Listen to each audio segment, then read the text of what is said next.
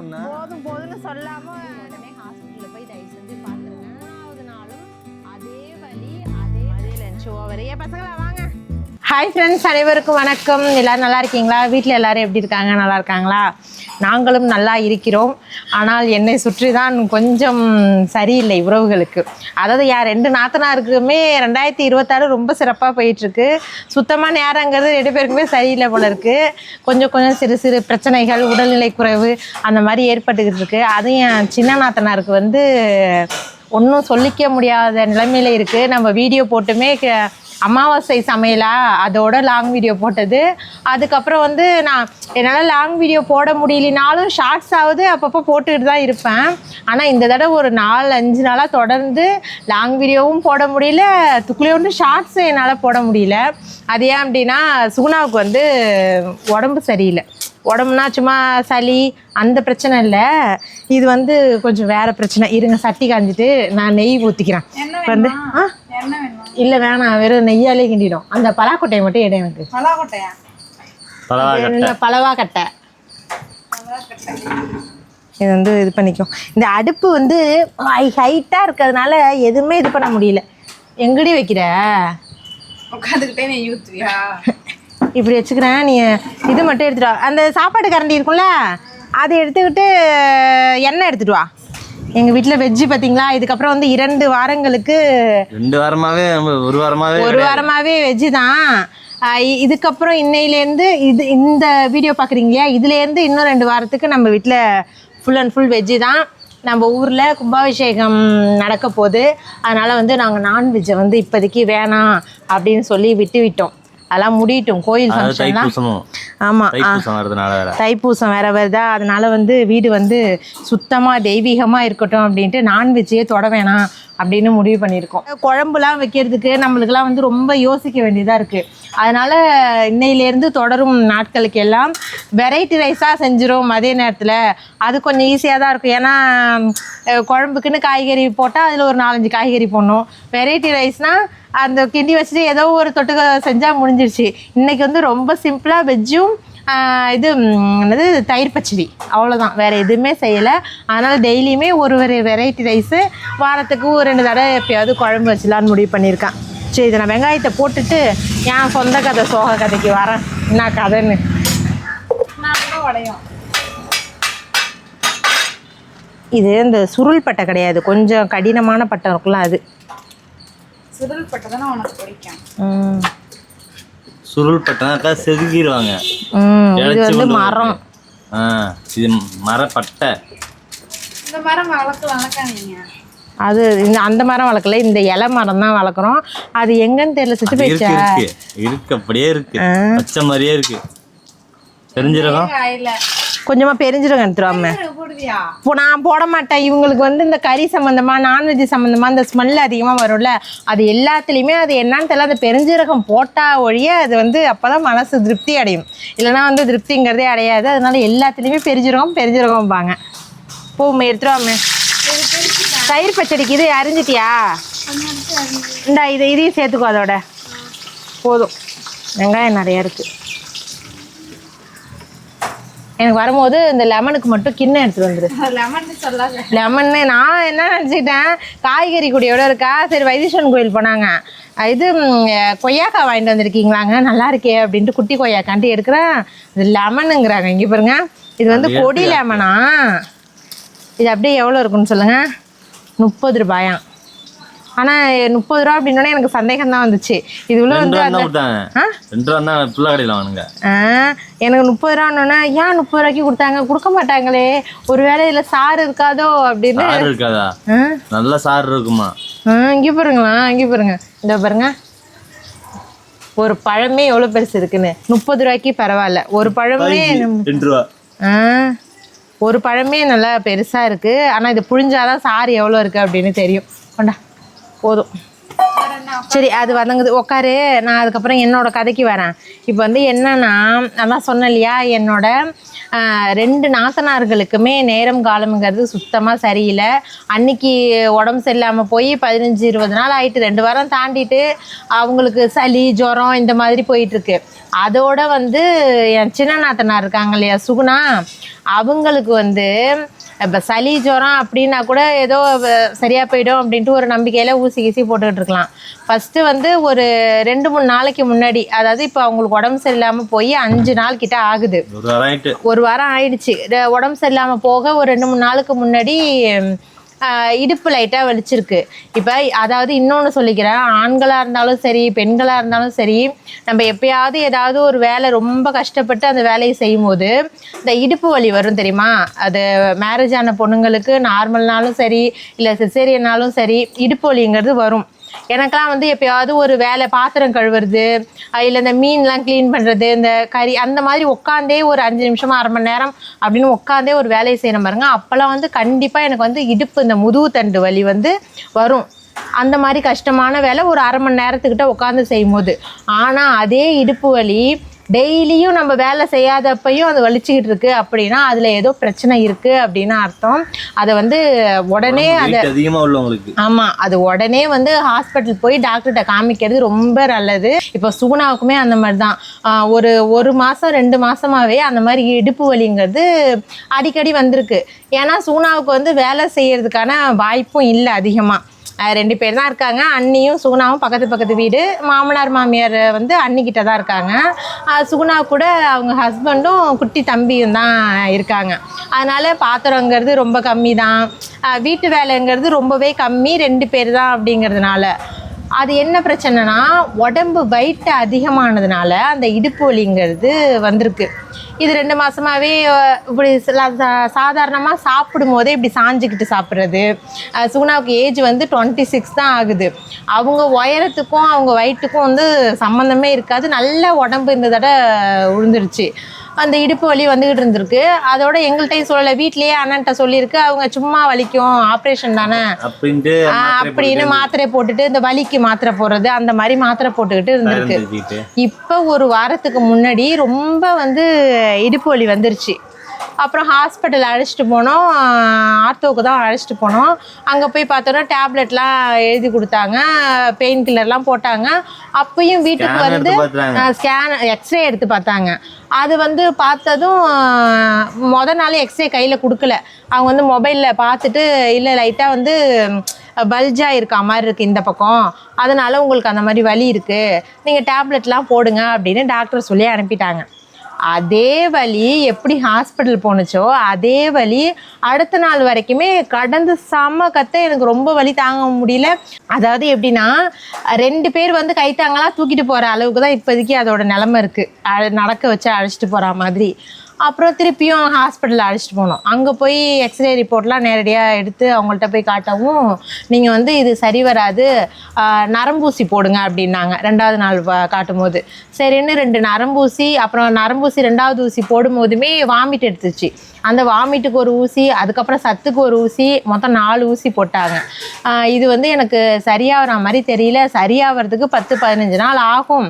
நீங்கள் வந்து அப்படி ரொம்ப சரியாகலை, டேப்லெட் முழுங்கியும் இந்த பெயின் இருக்குது அப்படின்னா நீங்கள் ஒரு எம்ஆர்ஐ ஸ்கேன் எடுத்துடுங்க அப்படின்னு சொன்னாங்க. சரி சார், நாங்கள் அப்படி பெயின் இல்லைன்னா உங்கள்கிட்ட நாங்கள் பெயின் இருந்துச்சுன்னா எம்ஆர்ஐ ஸ்கேன் எடுத்துக்கலாம் அப்படின்னு சொல்லிட்டு வந்துட்டோம். திருப்பியும் அதே வந்து 3வது நாளும் அதே வலி, அதே பிரச்சனை, அதே நரம்பூசி 2, சத்தூசி 1 இப்படியே போயிட்டு இருந்துச்சு. சரி, இதுக்கப்புறம் வந்து சரி வராது, நம்ம எங்கே அழைச்சிட்டு போனாலுமே ஊசி போடுவாங்க, டேப்லெட் கொடுப்பாங்க, அது முழுங்கினதுக்கப்புறம் இதே பிரச்சனை தான் வரும், நம்ம ஏன் அங்கே இங்கேயும் அலையணும், போய் ஒரு எம்ஆர்ஐ ஸ்கேன் எடுத்துடும் அப்படின்ட்டு டாக்டர் எழுதி கொடுத்தாங்க. மயிலாடுதுறையில் போய் ஸ்கேன் எடுத்தோம். அது ஒரு 1/2 hour ஆயிடுச்சு அந்த ஸ்கேன் எடுக்கவே. அதை எடுத்துகிட்டு வந்து திருப்பி ஈவினிங் போல் டாக்டர்கிட்ட வந்து காமிச்சோம்.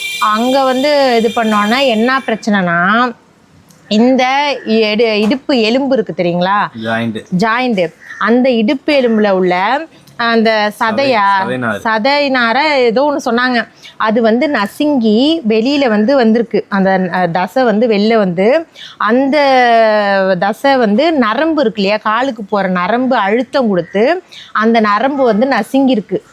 இது வந்து ஒரு 26 வயசு பொண்ணுக்கு வந்திருக்குங்கும் போது ரொம்ப பெரிய இதாக இருக்குது. அதுவும் கடைசியில் வந்து கடைசியில் வந்து ஒரு எந்த ஹெவியான ஒர்க்குமே அதுக்கு கிடையாது.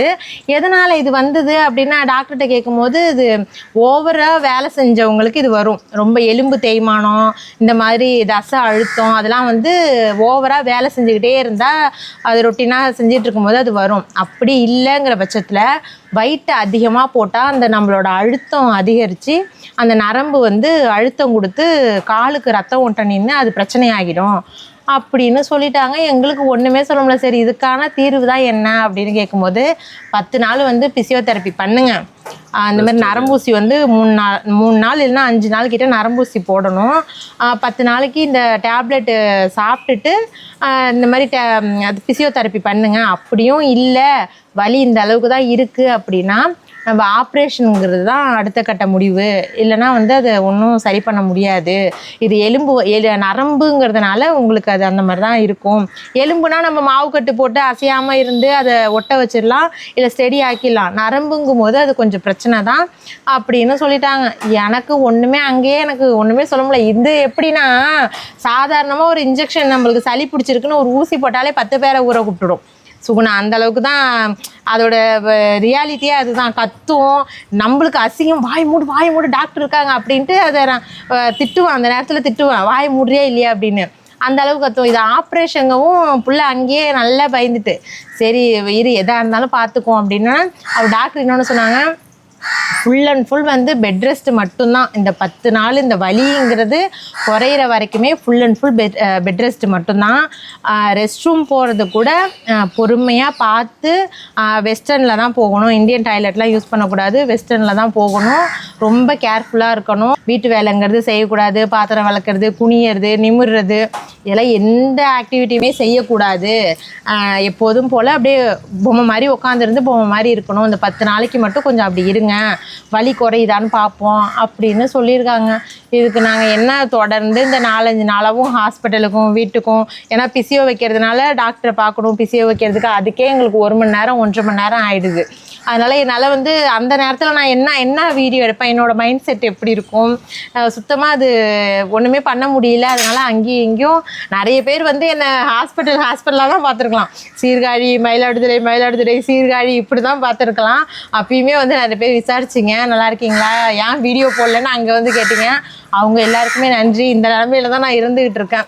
இப்போ வந்து அங்கே தான் இருக்கு. நான் இங்கே 10 நாளைக்கு இருப்பாப்பா, இங்கேருந்து ஒரு 10 நாள் மட்டும் பெட் ரெஸ்ட் எடு, அங்கே போய் என்ன சமைக்க போகிற அப்படின்னதுக்கு இல்லை நீ வேணாம். அண்ணனுக்கும் இப்போ தான் ஹாஸ்பிட்டல்லேருந்து உடம்பு சரியில்லாமல் வந்தாங்க. அவங்களே ஒரு பேஷண்ட்டு தான். அவங்கள வச்சுட்டு நீ என்ன பண்ணுவ, உன்னை பார்த்து அவங்க கஷ்டப்படுவாங்க. அவங்க தான் இப்போ பாத்திரம் இது பண்ணுறது. அண்ணி பக்கத்தில் இருக்காங்க, அவங்க பார்த்துப்பாங்க.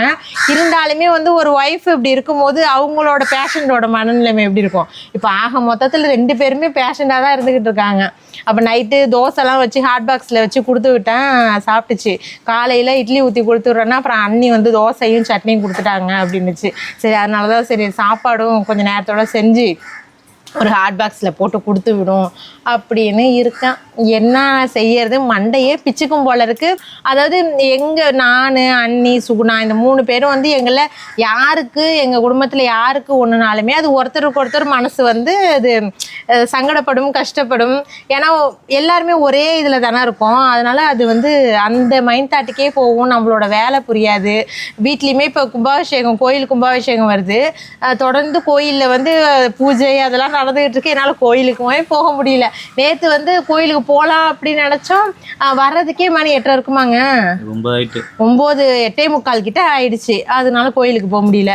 சரி இன்னைக்கு போகலாமான்னு பார்ப்போம். இன்னைக்கு சண்டே ஈவினிங் போல் போயிட்டு வரும். இன்றைக்கும் கோயிலில் வந்து விசேஷம்தான் தொடர்ந்து நடந்துக்கிட்டு இருக்கு.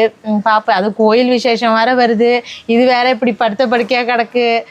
கோயிலுக்கெலாம் வர முடியாது, என்ன பண்ணுறதுன்னு தெரியல. கடவுளை தான் வேண்டிக்கிட்டு இருக்கோம். இந்த மாதிரி ஆப்ரேஷன் வரைக்கும்லாம் தான் போவே கூடாது அப்படின்னு. நீங்களும் கண்டிப்பாக ப்ரே பண்ணிக்கோங்க. எல்லாமே அது பாப்பா கொடுக்குற ரிசல்ட் வந்து பெட் ரெஸ்ட்டில் இருக்கணும். இங்கே வந்து இருந்தாலும் குந்தாணி இருக்க மாட்டேங்குது. இல்லைன்னு நான் அங்கே போயிட்டு தூக்கம் வராது, நான் அங்கே போயிட்டு படுத்துட்டு நான் இப்போ மதியம் போல் வரேன் அப்படின்னு சொல்லியிருக்கு. காலையிலேருந்து மழை, இங்கே 3-4 நாளாகவே மழை தான் பெஞ்சிக்கிட்டு இருக்கு. இன்னைக்கு காலையில் ஊட்டி குளிரில் உட்காந்துருக்கா மாதிரி உட்காந்துருக்கோம். இன்னைக்கு காலையில் நல்லா பெஞ்சுது. நேற்றுலாம் வந்து தூறலோடு இருந்தது. இன்னைக்கு இப்போ தான் விட்டுருக்கு நல்லா பேஞ்சு. இப்படியே வானம் தெளிஞ்சிட்டுனா எங்களுக்கு கொஞ்சம் நல்லாயிருக்கும். வெளியில் போயிட்டு வர்றதுக்கும் கடுப்பாகுது, நச கசகசான்னு. சரி, இதுதாங்க என்னோட கதை. இதனால தான் என்னால் வீடியோ போட முடியல. இதுக்கப்புறம் வந்து போடுறேன்னு சொல்ல மாட்டேன். ஹாஸ்பிட்டல் அங்கேயும் இங்கேயும் அலைஞ்சா கொஞ்சம் பிஸியாக இருப்பேன். அப்பப்போ ஏதாவது ஷார்ட்ஸும் என்னால் எடுக்க முடியல பாருங்களேன். அடுத்த வீடியோ எப்போ வரும்னு தெரியாது, பார்ப்போம். வரும்போது கண்டிப்பாக வந்து அடுத்தடுத்து என்ன நடக்குது, எப்படி சூழல் இருக்குது அப்படிங்கிறத நான் சொல்கிறேன். அப்புறம் வந்து எங்கள் ஊர் கும்பாபிஷேகத்துக்கு கண்டிப்பாக வாங்க. வர ஜனவரி 30 வெள்ளிக்கிழமை கும்பாபிஷேகம்.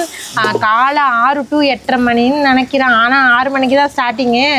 முடிவு 8:30 மணியா 9 மணியாங்க, சரியாக தெரியல. ஆனால் காலையிலே ஆரம்பிச்சுருவாங்க. பத்திரிக்கை வேணால் நான் லாஸ்ட்டாக இந்த வீடியோட எண்டில் ஆட் பண்ணுறேன். கண்டிப்பாக வாங்க. நம்ம ஊர் ரொம்ப ஃபேமஸான கோவில். ஜனவரி 30 எல்லாருமே வந்துடுங்க. உங்களை கோவிலின் சார்பாக நான் வரவேற்கிறேன். வந்துடுங்க. தக்காளி போட்டா இந்த லெமன் போடுவாங்களே, இந்த லெமன் கருப்பு லெமன் தான் போடுவாங்களா? வேணாம், இந்த லெமன் போடும்போது அந்த லெமன் வேணாம். சரி, அந்த மீன் மேக்கர் இருக்குல்ல, மீல் மேக்கர்னு எங்களுக்கு டக்குன்னு வராது, மீன் மேக்கர்னு தான் வரும். நாங்களாம் 90s கிட்ஸ். 90s கிட்ஸ் இல்லை, தமிழ் மீடியம். அதான் அதை சொல்லுங்கள். 90s கிட்ஸ்ன்னு சொல்லக்கூடாது. நாங்களாம் வந்து தமிழ் மீடியம்.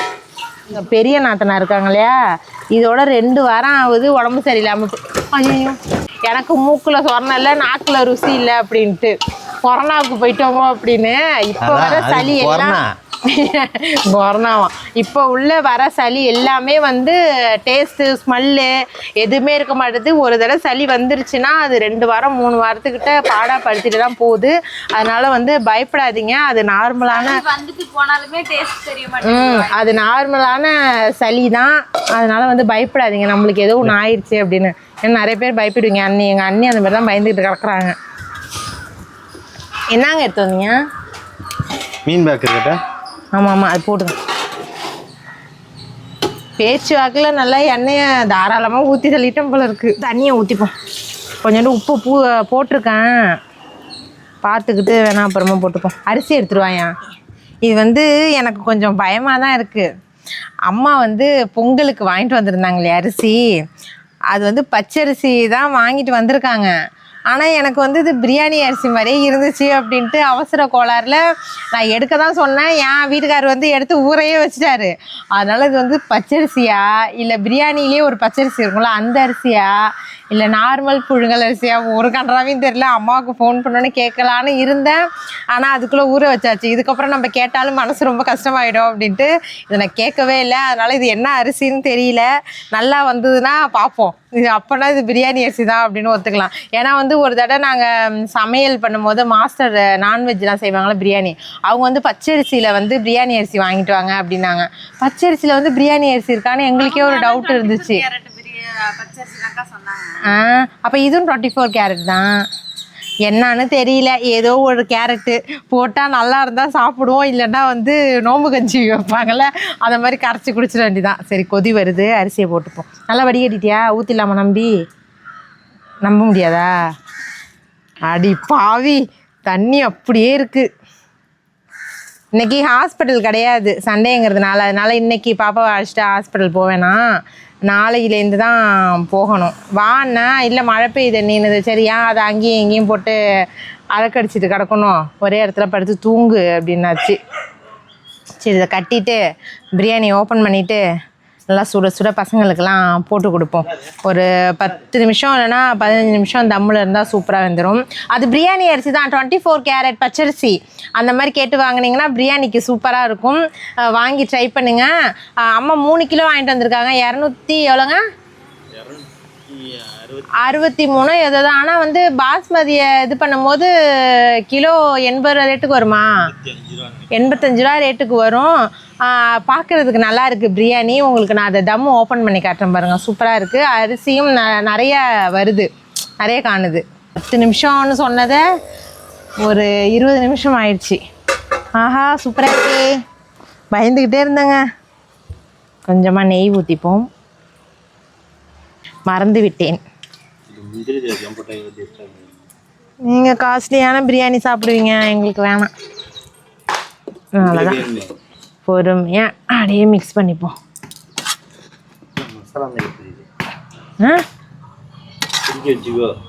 இருங்க, குண்டா பத்தாது போல இருக்கே. ஆஹாஹா ஆவி பறக்கிறது. பாருங்க,